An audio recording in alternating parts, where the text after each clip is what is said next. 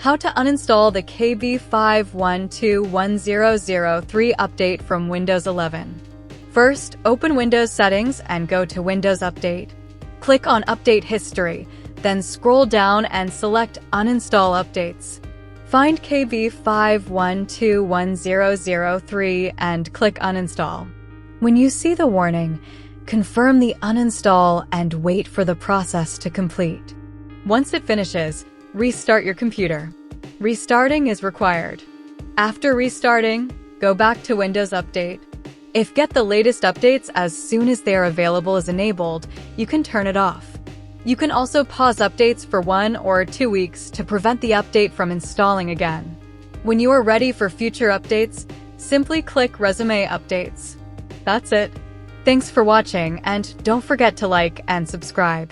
I want a place, I wanna be first. Work till it hurts, dehydrated thirst till I'm in a hearse. High ambitions and the right mind can take you so far. It's like you lived a few lifetimes. Take off from a break off from the weak minds. They can stay soft, you can change lives, you create thoughts, never waste time. You got one shot, you got one life.